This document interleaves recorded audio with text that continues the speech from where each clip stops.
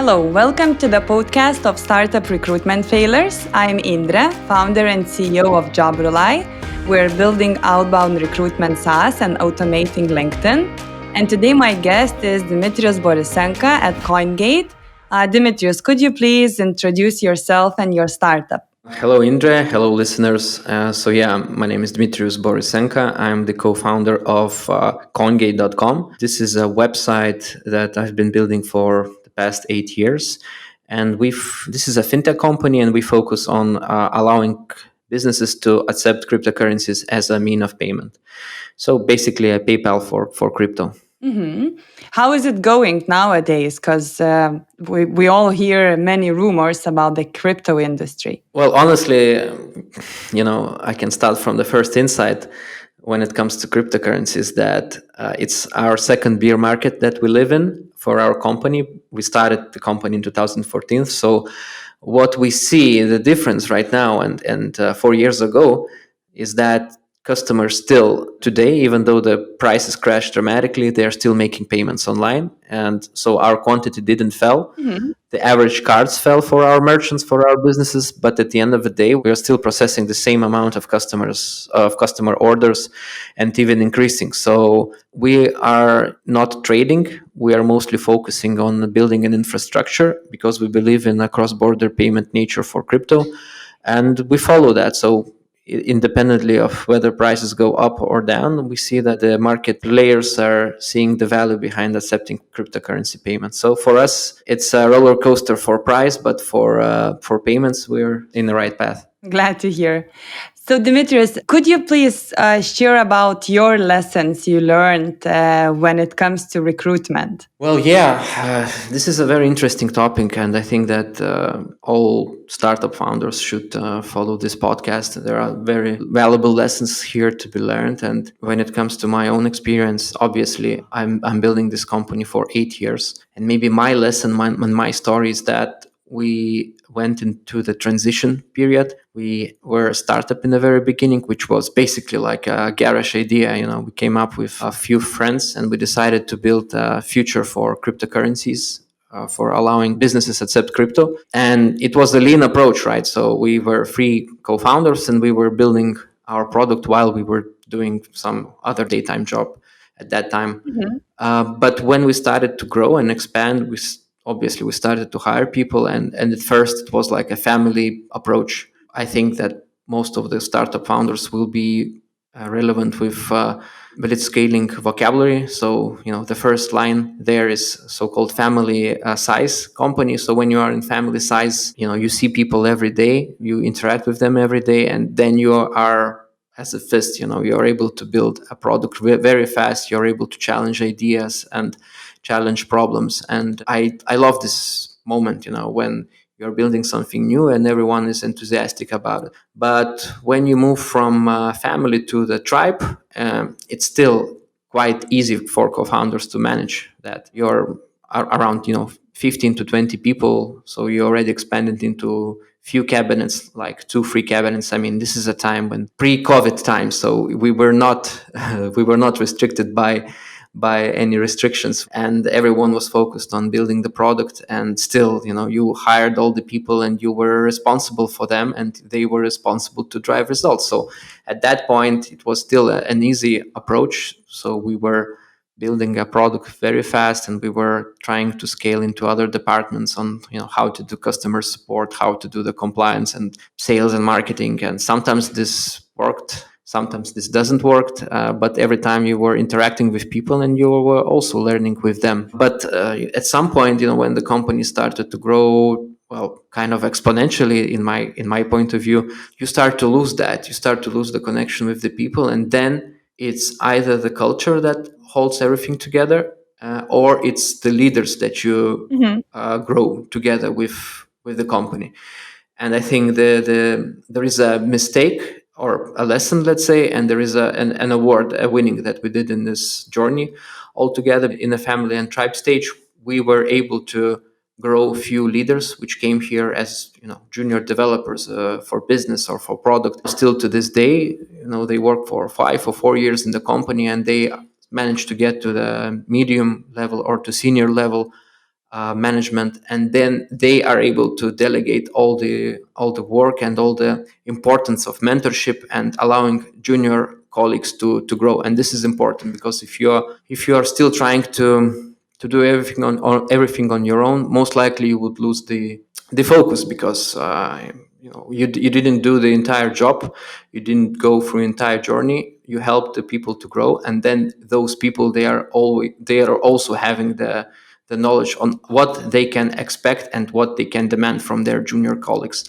So this is the good part. And the bad part is that, unfortunately, historically, things happened. COVID brought us isolation, and then war brought us fear, and then everything is mixed up, and unfortunately culture suffered a little bit, and as well the sentiment for market, for cryptos, also fell off a bit at some point. So for us, the culture part is something that it's an ongoing process. You cannot build it and say that it's all fixed and it's all done. It's an ongoing process, and you always need to improve, and you always need to include yourself as a founder into that area. And what I mean by culture is that raising young leaders and giving them a proper feedback.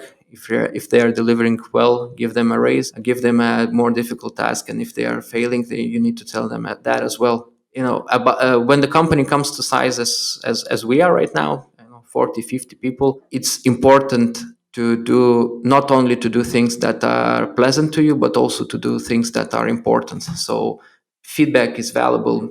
Sometimes people, maybe they are a little bit afraid of what you're gonna say, but if you are transparent, and if you are stating things that are obvious, I think at the end of the day it will provide value for the person to grow as a professional, and as well to tighten up the entire company, so that you build a culture of ownership and deliverability, rather than just, hey, let's grow, let's scale. But at the end of the day, if your product is staggering and if your sales are staggering, that will backfire you pretty soon. So yeah, this is our lessons, culture. And also in the scale, don't forget to give a good, proper feedback to your colleagues. How did you notice that there are some bad consequences happening from COVID and all the war situation? What was the moment that you realized that your company culture is not as strong and people are not feeling as good as they used to before? Basically, the communication. Obviously, when you are in family stage, when you have up to 20 people and you don't have COVID outside, and people are in the office, they interact with each other, they start to solve questions faster, because they are always interacting with each other, obviously. And when COVID hit, and when the isolation also allowed, not the allowed, but also work from home become a normal aspect of life, and you are, as a company, always building product and always are delivering that product for your customers, because they are relying on you. Communication becomes vital, and this is what we noticed from our experience, that communication got stagnated, and then some parts of the company couldn't take the ownership. And therefore, if you start to work from home, or if you have a hybrid approach, then you need to have procedures in place, and then you need to get people to talk to each other. So sometimes some alignment methodology works, like we started to implement OKRs, so-called objective and key results. And this helped us to understand what is important and what departments need to speak between each other. But yeah, also as a co-founder, basically you see also that there is a big gap between product team and, for example, marketing, or from compliance team, because they have their own agenda, and times change and we need to adapt. And co-founders' role is just to understand where the wind is blowing, so that you can take the sail out and sail to that direction together. And you have increased your team during COVID significantly. So I assume you hired quite a lot of people during this time. Yeah, that's true. If you remember, in 2021, we had a price increase for cryptocurrencies, and then those NFTs started to pop up. So it was a good moment for us to also have our services offered for our customers. So we onboarded pretty big number of prominent names. Mhm. So yeah, we had to maintain the infrastructure, and we had to also increase our team. Did you notice that, and do you see the difference between COVID times and before in terms of recruiting people? How different was it? And in terms of the results, were they successful? I don't think that this can be related to COVID alone. I think what COVID did is that because of the tons of money that were injected into the economy, many VCs and many funds and many people started to invest in the startups, and those startups raised money, and then they had a necessity to spend those money on their product. And for product, basically, you need people who would build that, right? And you need sales and marketing. So I think the dark side of COVID was, well, there are two. One is in isolation, but another one is that at least in Lithuania, it became more difficult to hire people, because everyone was spitting out money and just taking all the marketing, sales people and product people and hiring them and providing them an opportunity to work in the startups, even though maybe not all of them are sustainable enough, let's say. But for us, hiring process before COVID was much more easier than through the COVID, and even until now, I think Lithuania becomes a very difficult place to find talent and to acquire that talent. So that's related to COVID, but not directly. Okay, yeah, right. And in terms of onboarding when you hire, because, well, previously everyone had to come to office. During COVID, everyone started working from home.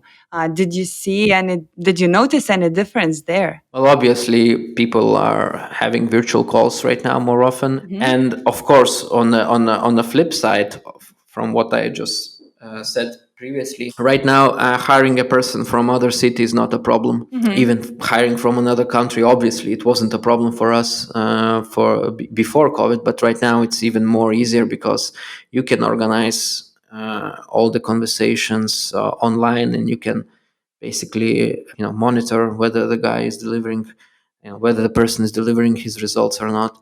And therefore maybe this is on the flip side, this is what became more open, let's say. When it was in past, it was okay, so you're from another city, then we need to understand how often would you come to the office. So right now it's not an option. I mean, it would be fine if the person come to the office, but right now the aftermath of COVID is that it's becoming more difficult also to demand people to come from the office. Not that we demanded that in past, but right now it's just became a status quo, hybrid approach. Yeah. People come to the office once or twice per week, and then everything rest is based on the results that they provide rather than hours that they spend in the office. Okay. Could you emphasize one situation you had when you hired and you just failed?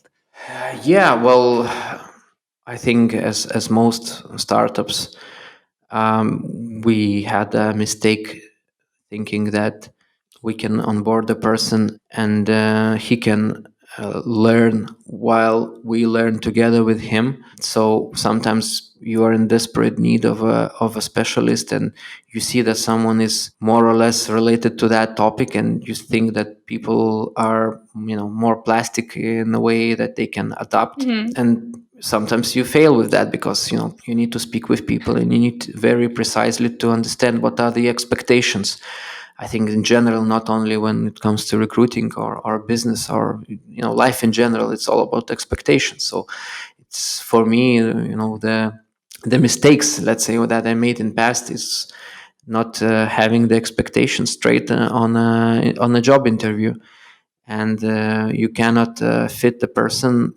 If you even if you have a need, you need to discuss this with the person, whether he has enough competence, whether he has enough knowledge and interest in, I don't know, moving to this similar topic, let's say.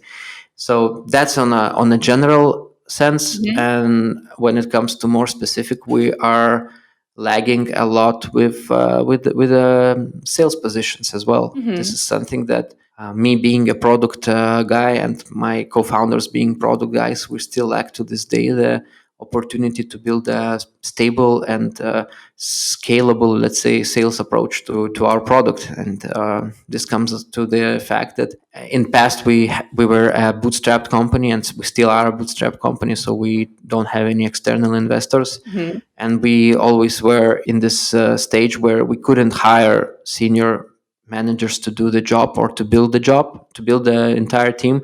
We thought that we can raise them from the from juniors, and that we can give them a better salary once they start to deliver more results. And unfortunately, it doesn't work this way. That's why in previously I mentioned that it's very important so that junior people have mentors in the company who help them to grow. Mm-hmm. It's very rare occasion that junior whatever developer or sales guy or any position which comes to junior.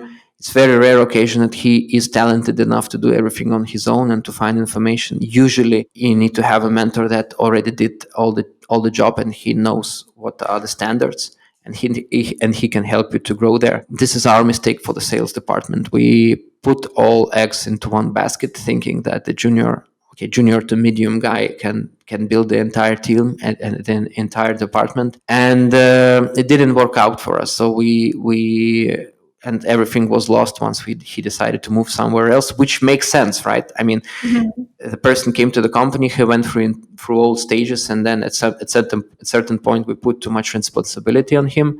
And then he said, okay, maybe I'm not ready for that, and A, I'm not ready for that, and B, I need to also check what other companies have to offer, not for the salary sake, but also for the procedure sake, for the knowledge sake, and etc. Yeah. And right now we made a decision, especially for those departments that are difficult for us to grasp. Personally, we want to have seniors that can be accountable, Mm-hmm. and that could take all the ownership. So this is our main lesson. We no longer hire juniors to do the difficult work. Even though they are super talented, we still try to put them in a such stage that they would be supervised by someone who already knows what is the department that they are working in, and how to deliver results. Right. How long did this take, like, for your employee to understand that this is not working? For how long was they working and trying to become the one you were expected to be? I would say that it's. I mean, it's not a mistake. It's just things could be done. In my journey, things could be done more efficiently in certain departments. Mm-hmm. And as a co-founder, I need to reflect on that. So we spent 2 years building that sales approach and that sales team. Mm-hmm. And then the guy left, and we had to start all over again. Okay. Yeah, and obviously all the procedures were being held by that person. So you have to find the same guy who the same person who could take over immediately, and to understand how this whole concept works. And with sales approach, it doesn't work like this. If it is a C-level person, he usually has his own agenda, how he interacts with his own team, Mm-hmm. with SDRs, LRSs, and key account managers. And every time you have a new head of sales, well, not every time, but sometimes you need to start all over again. You use the same database, you use the same pipeline, but the procedures can be changed, especially for the product as ours, which is fintech, and it's a little bit more difficult to sell, I think, especially when it comes to cryptocurrencies. Mm-hmm. But I'm just thinking, how what you have could be doing differently, because it's very natural. You are a bootstrapping startup. You cannot afford to hire a C-level manager. Therefore, you expect that mid-level person will grow into this role. And then you notice that it's not happening, right? Maybe it's because of you as a mentors, maybe it's because of that person themselves. So when you think about the situation now, do you think you could have done something differently, or do you regret that it took so long and you could have noticed this earlier? What are your thoughts on this? It's a very good question. I think that as a startup founder, you need to strategically think about the future of the company. Mm-hmm. And if we know that we don't have enough competence to build sales or to supervise building of the sales department on our own, then strategically you need to know that you would need a bigger stash of money, so you need to look for financing or something like that in order to have a bit in order to have enough resources to allow yourselves to build that department for someone who can lead it. So I think if I would be able to do things differently, I would still focus on hiring a senior manager that already worked with similar project, that knows how everything is working rather than thinks that he knows, and just allow our company to pay a higher wage for a more competent person. So I think that especially for a bootstrapped company, maybe we were just too idealistic, that we thought that we need to build everything on our own and we need to raise people from their junior level. Right now I start to see things that differently. I start to focus more on medium and senior level developers and sales and marketing people. But still, I mean, you are a very successful startup and you managed to do this by bootstrapping. And maybe if you would be going to look for investment, you would not be able to grow so fast because you would have wasted a lot of time, right? Because not working, you cannot look for investors and develop at the same speed, like, to do two things at once. So maybe it's not such a bad situation you were in, but you could just have noticed this earlier, right? Because it's a very great path. Yeah, but look, I mean, this is just one way how you can strategically think about the company. I mean, it's an external investment, so you have more money to spend on people that you want to build the company further, which makes sense. But there are other ways. I mean, what I'm fond of is the so-called advisory board, which allows you to have people that are not investing in a company, but you can give them stock option, you can give them equity, you can give them salary, and you want to have them from different aspects, from different industries, from with different competences, and to give you an insight of how things should be done in your company. Right. So it doesn't have to be external investment. It just needs to be someone who is capable of the topic. And if you have a person in your board of advisors who is, let's say, a sales practitioner in another company, and he has enough competence to explain the junior guys what they need to do and how they need to do that, then it's solved. I mean, you have the structure that allows people to have a positive feedback from market leader, from opinion maker for sales, right? Right. And then it works as well. And then you can build a trustful system that can deliver results to you. Yeah. So this is another way of how to build the company so that people get enough feedback and are accountable enough. So feedback again, we came back to the same thing. We started this conversation. It's all about the feedback, and the bigger company gets, the more difficult it becomes. Right. Yeah, I think I really love it's a perfect solution. So you could hire advisors for some stock options. You don't need to hire C-level managers from the very beginning, and then you already have a mentor, and you can grow a younger person into a C-level manager. So I think it's a perfect combination if you're not in need of the investment, right? If you can bootstrap and grow into 60 people team. Great. So thank you so much, Dimitrius, for your time and for sharing your story. And thank you for all the listeners. For more podcasts, please visit jobrely.com.